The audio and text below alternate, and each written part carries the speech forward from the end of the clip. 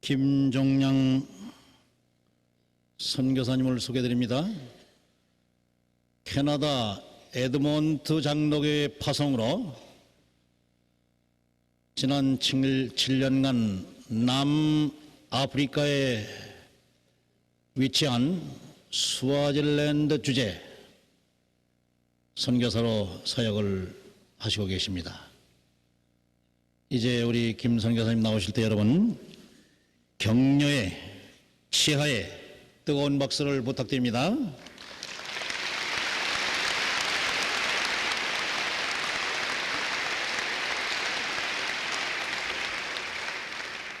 할렐루야. 제가 거주하고 있는 스와질랜드는 남자 천국입니다. 남자가 돈만 있으면 여자를 얼마든지 거느릴 수 있는 그런 남자 천국입니다. 그래서 지난해 지금 돌아가신 그 왕은 부인을 100명을 거느리고 있었습니다. 그리고 이제 자녀들을 500명. 지금 그 스와지 왕은 23살인데 이번에 6번째로 장가를 간다고 신문에 보도되었습니다. 그러니까 남자 천국이죠. 저는 동남부 아프리카의 말라위, 모잠비크, 스와질랜드, 남아프리카에서 1985년부터 선교하고 있는 김종량 선교사입니다. 저는 오늘 여러분께 준비되지 않은 사역자를 하나님께서 어떻게 훈련시키고 그분의 사역자로 사용하는지에 대해서 말씀드리고자 합니다. 저는 그 하나님의 부름을 받은 후에 전혀 준비되지 않은 사역자 중에 하나였습니다. 저는 1976년 독일에서 연수교육을 받던 중 주님을 영접하고 독일과 영국에서 신학을 하고 중앙아프리카 말라위의 개척 선교사로 1985년 선교 사역을 시작했습니다. 제가 아프리카에 도착하기 전 매월 500불씩을 선교비로 지원해 주겠다는 약속을 독일의 병원 선교인으로부터 받고 80세 된 영국 선교사님을 통해서 원주민 목사 한 분을 서신으로 소개받았습니다. 제가 말라위에 도착한 후 세 가지 큰 문제에 부딪혔습니다. 그 첫째가 선교사 비자 문제였습니다. 영국 주재 말라위 대사관에서 3개월 방문 비자를 주면서 현재 도착하여 선교사 체류 비자 신청을 하면 된다고 해서 그 말을 믿고 입국하였습니다. 그러나 말라위의 공항에 도착하자마자 임미국 직원에 의하여 3개월 방문 비자가 취소되고 1개월 안에 말라위를 떠나라는 명령을 받았습니다. 저는 임미국 직원의 처사로 무척 당황할 수밖에 없었습니다.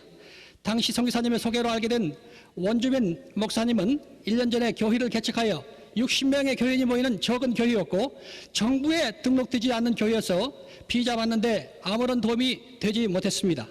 선교사로 오기 위하여 기도받고 보따리를 싸가지고 15시간 비행기를 타고 왔는데 추방을 시킨다니 큰일이었습니다. 두 번째로 부딪히는 것은 선교사 간의 갈등이었습니다. 제가 말라위에 도착한 후 영국 신학교 선배인 독일 선교사님을 우연히 거리에서 만났는데 그분이 저를 저녁을 초대한다고 해서 그분 집을 방문했습니다. 저녁 식사를 끝난 후 선배 선교사님은 저와 같이 일하게 될 원주민 목사님이 어떤 사람인가에 대해서 자세히 알려줬습니다. 그분의 말에 의하면 그 원주민 동역자가 여러 선교사님을 사기했다고 하면서 같이 일하면 같은 배신을 받게 되므로 동역을 그만두고 한속히 말라위를 떠나라고 말했습니다. 그 원주민 목사님은 선교사들에게 돈만을 빨아먹고는 돈이 안 나오면 이민국에 투사하여 선교사를 추방시켜 괴롭혀왔다는 것입니다. 저는 그날 밤 선배 선교사님의 말을 듣고 충격으로 인해 잠을 제대로 잘 수가 없었습니다. 선교사 비자도 해결되지 않았는데 같이 일하게 될 원주민 목사님이 사기꾼이라니 큰일이 아닐 수 없었습니다. 저는 당시 독일 선교사님의 말만을 듣고 선교지를 쉽게 떠나라고 하지 않았습니다. 선배 선교사님은 계속 저에게 선교지를 떠나라고 종용했습니다. 결국 그 선교사님은 독일 병원 선교를 찾아가 저의 동역자의 이야기를 하여 선교비 500불 지원 약속 이행에도 문제를 삼는 동역자들이 있다고 독일에서 연락이 왔습니다. 선교사 체류 문제도 해결되지 않았는데 독일인 선교사 일방적인 이야기 때문에 약속된 선교비를 받지 못할지도 모르는 상황이 큰 문제였습니다. 세 번째, 저에게 부딪힌 것은 선교비 문제였습니다. 제가 말라위에 도착한 지 3개월 10일 동안 약속된 선교비를 받지 못하였습니다. 말라위에 도착한 뒤 15일이 못 되어 여비가 바닥이 났습니다. 선교비가 매월 올 줄 믿고 어려운 형편에 있는 원주민 교육자들에게 제가 가지고 왔던 돈을 다 나눠줬습니다.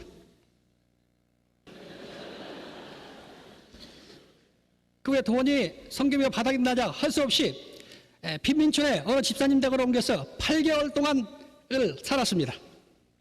아프리카에서 사역하시는 선교사님들은 아프리카의 빈민촌에 어떤 곳인지를 잘 알 수 있을 것입니다. 아프리카의 빈민촌의 밤은 넘기기가 무척 힘이 든 밤이었습니다. 저녁에는 모기가 얼마나 많이 뜨는지 정신을 차릴 수가 없습니다. 불을 끄면 바퀴벌레가 툭실거리고 기어다닙니다. 방 안에. 또 전기를 켜면 도마뱀이 천정에서 기어다닙니다. 그런데 오늘은 하도 더워서 옷을 벗고 누워있는데 뭐가 밤에 배 위로 턱 떨어지는 보니까 손에 잡히는 게 보니까 도마뱀이 금실거리고 있어요. 굉장히 제가 실망을 해가지고 그다음부터는 그 방 위에 도마뱀만 있으면 잡으려고 밤새도록 싸우고 다닙니다. 그랬더니 그 원주민 교육자 저하고 같이 방을 쓰는 그 형제는 선교사님 내일 내가 근무를 해야 되는데 왜 이렇게 저를 못 살게 구시냐고 그래요. 도마뱀은 사람을 해치지도 않고 오히려 파리를 잡아오고 모기를 잡아먹으니 좋으니까 내버려라고 그렇게 얘기를 해요. 그런데 그 도마뱀이 제 입으로 떨어지게 그게 최고 걱정이에요. 식사 문제가 또 빈민촌의 식사 문제가 큰 문제였습니다. 아침에는 그냥 그 토스트에다가 우유 없는 티를 마시는데 그게 참 저한테는 맞지 않았습니다. 어느 날은 제가 너무나도 정신이 이제 혼란해 와서 우연히 토스트를 하나 먹고 있는데 보니까 먹다 보니까 뭐가 금실거려요. 보니까 개비를 먹고 있어요. 그래서 아침마다 토스트를 먹을 때는 항상 토스트를 찢어 먹습니다. 그리고 두 번을 먹고 우리 원주민 목사님한테 얘기를 했어요. 우리 한국 사람들은 개미를 안 먹는데 어떻게 아프리카에는 개미를 먹느냐 그랬더니 집사님이 성사님을 굉장히 대접을 잘 받는다고 자기가 이야기를 해주겠다고 그래요. 그래서 그 당시 제가 밥값도 못 내고 있는 형편에 쫓겨날 것 같아서 조용히 하라고 그랬죠.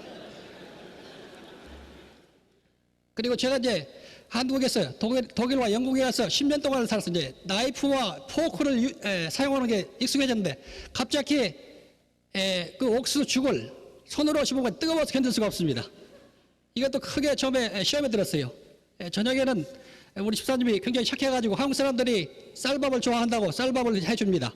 쌀밥을 해주는데 보니까 독을 굴릴 줄 몰라요.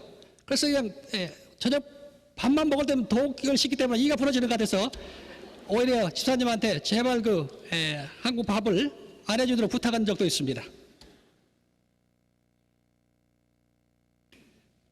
또 한 가지 문제점은 빈민촌에서 이제 20분 동안을 걸어서 버스를 2~3시간 기다렸다가 시내를 나갑니다. 그런데 그러니까 그 당시에 85년도에 버스가 굉장히 많아진데다가 제가 한 30분 동안, 20분 동안 가는 도중에 어린애들이 저를 따라다니면서 놀립니다. 백인 지나간다고 빈민촌에. 그런데 그것도 굉장히 견디기 힘들었습니다. 뭐 한 20~30명이 떼져가지고 왜 백인 지나가다가 막 놀려먹어요. 그것도 어려웠고 버스 안에 또 타게 되면 사람이 많았는데 그 아주머니들이 애기를 넣고 있습니다. 애기를 넣고 있는데 그 애기들이 저만 보고 막 소리를 질러 울어서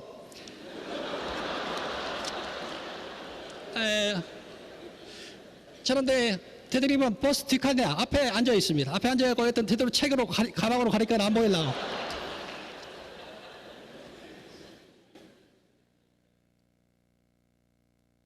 어떤 때는 같이 사는 집사님이 말라리아에 걸려가지고 막 35살 먹은 그 집사님인데 막 성기사님 살려달라고 울어요. 참 저도 그런 상황을 볼 때 굉장히 안타깝습니다. 이 말라리아가 나한테 걸리면 죽을 것 같아요. 병원에 가려 병원을 갈 비용도 없지. 그래서 참 우리 집사님을 기도하면서 주님 제가 말라리아에 걸리면 저는 죽습니다 이제. 돈도 없고 병원 갈 돈도 없고 어떻게 구제받을 기도했습니다. 저한테도 말라리아에 안 오게 하려고 기도했습니다.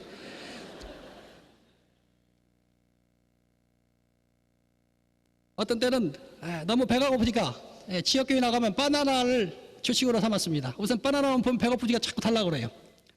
배고프니까 체면도 없어요. 하여튼 집회가 끝나기 전에나 후에는 반드시 바나나를 몇 개 먹고 나야 시민합니다. 그렇게 생각하는데 가장 어려웠던 일은 우표를 구입할 수가 없어요.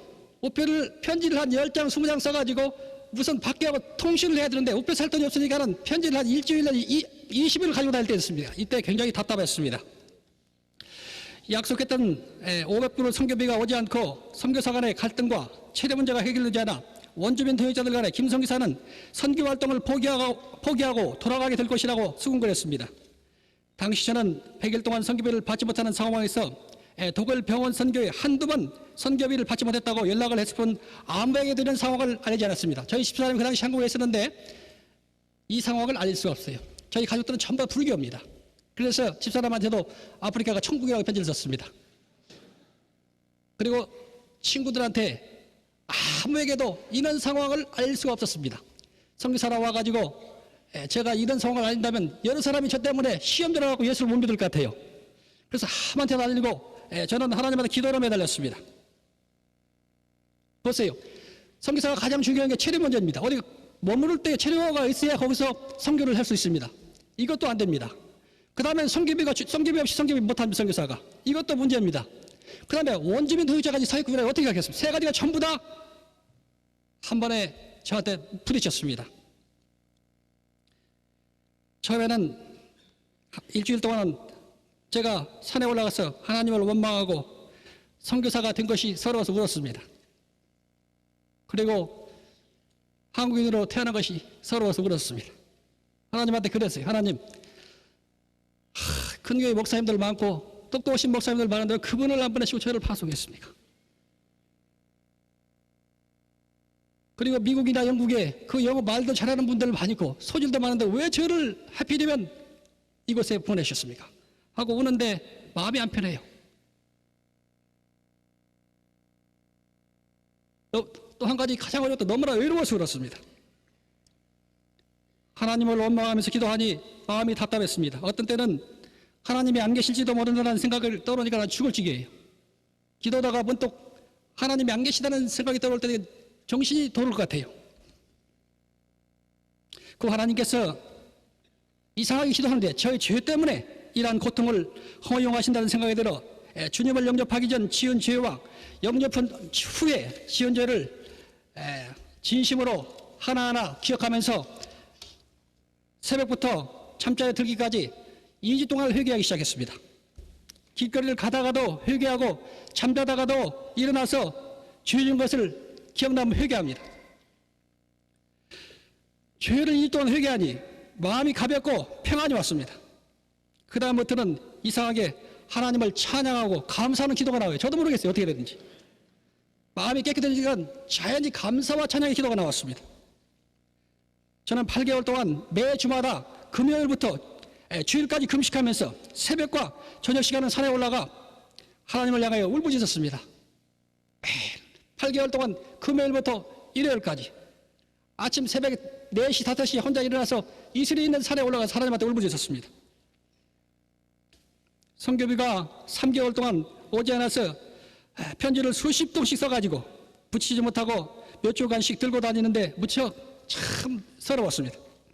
저는 3개월이 되어갈 무렵 하나님께 만약 100일이 될 때까지 약속된 선교비가 도착되지 않는다면 돌아가는 비행기표가 있으니 말라위를 떠나겠다고 기도하며 심리가 더디는 우체국을 무더위에 걸어서 사서함을 날마다 확인하였으나 99일이 될 때까지 편지도 안 와요. 편지도 없고 약속된 선교비도 안 옵니다. 이제 다음 날까지 약속된 물질이 오지 않으면 보따리를 싸겠다고 생각하며 보따리를 싸놓고 마지막으로 100일째 되는 날 사서함을 열어보니 그것이 병원 선교에서 온 수표가 한 장 있었습니다. 저는 믿기지 않아서 제 이름인지 다시 확인해 봤습니다. 제 이름은 분명한데 2836인 저의 사서함 번호가 그 봉투에는 2846번호로 기재되어 있었습니다. 무엇이 잘못된 것 같아 우체국 직원을 찾아가 확인한 결과 독일에서 온 수표를 봉투가 2846번에 2장이 들어있었습니다. 다른 사서함에 제 수표가 2장이 들어있었습니다. 그러니까는 제가 하루에 1,500불을 받은 것이 됐습니다. 한 번에 부자가 되어버렸습니다.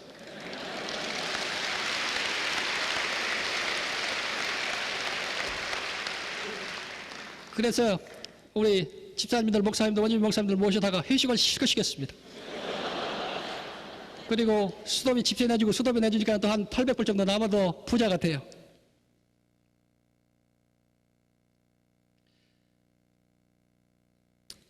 그 당시 우체국 직원의 말에 의하면 2846번의 우편물인 수표가 든 봉투 2장이 3개월이 넘도록 아무도 찾아가지 않아서 세 번째 우편물을 시험삼아 오늘 아침 2836에 넣어봤다는 것이었습니다.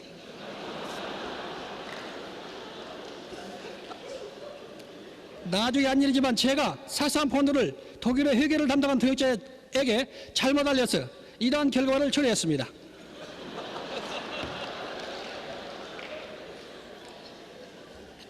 그러나 가장 근본적인 이유는 선교사로 준비되지 않는 사역자인 저를 직접 훈련시켜 사용하시려는 하나님의 사랑이었습니다.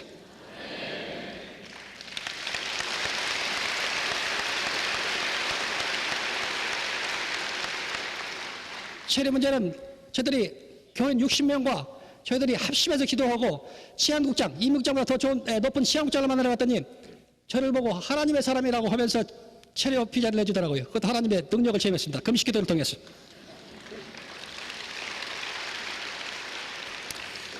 저는 이 훈련 기간이 있었던 것을 하나님께 참으로 감사하고 있습니다. 그 이유는 저의 합리적이고 지적인 믿음이 십자가의 믿음으로 변하기 시작했습니다.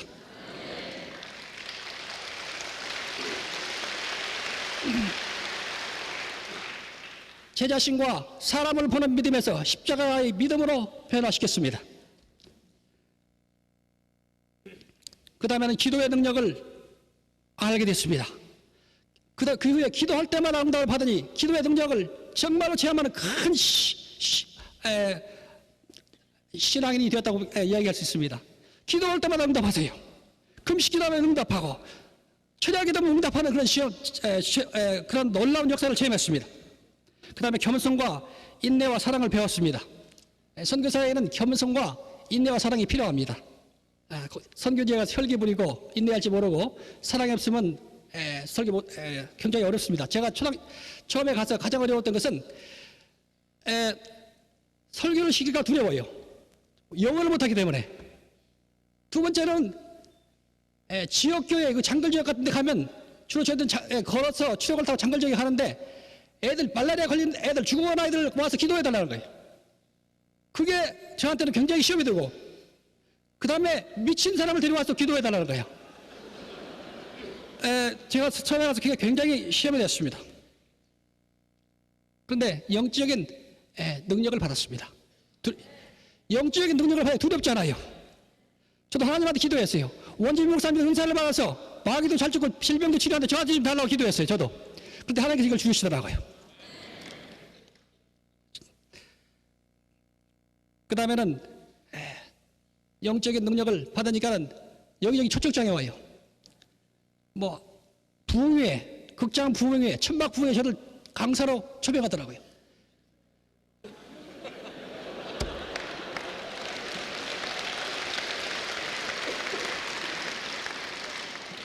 이제 성령이 충만하니까 자신이 있어요. 일단 초청을 받으면 제목을 받아가지고 제가 밤새도 영어로 씁니다. 계속 써가지고 통역을 불러요. 아주 하나님 유창한 통역도 주셨어요. 내가 읽을 테니까 먼저 읽어보고 당신이 설교하시오.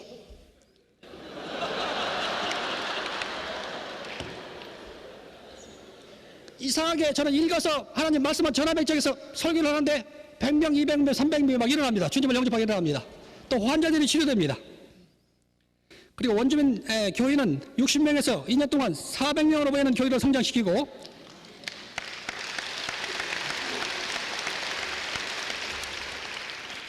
에, 30여 곳의 교회를 세우는 그런 큰 축복을 받았습니다. 시간이 다 지났는데 죄송합니다. 6년 동안 하나님께서 저희들의 사역을 너무나도 많이 축복하여 주셔서 모잠비크, 말라위, 스와질란드, 남아프리카에 지금 60교회를 세워 4,200명의 원주민 교회들을 섬기고 있습니다.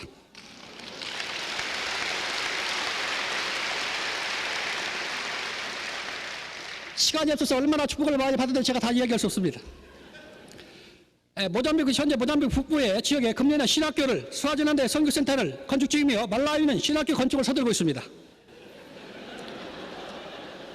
저는 중앙아프리카 말라위에서 2년 동안 전도지피와 교육 개척을 하다가 4년전부터 제자훈련과 전도팀을 만들어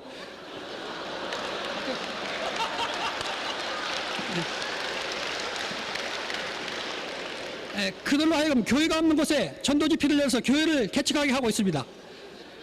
또한 저희 도역자들이 현재 전쟁 중인 모잠비크 북부와 남부 중앙아프리카 말라위에 280명의 원주민들에게 제자훈련을 시키고 있습니다. 아프리카 대륙성교는 1985년 하나님께서 저에게 비전을 주시어 원주민 도역자들을 중심으로 창립되어 앞으로 아프리카 대륙에 복음이 전해지지 않는 지역에 300여 교회 개척을 목표로 50명의 원주민 도역자들과 5명의 성도들이 충성하고 있습니다.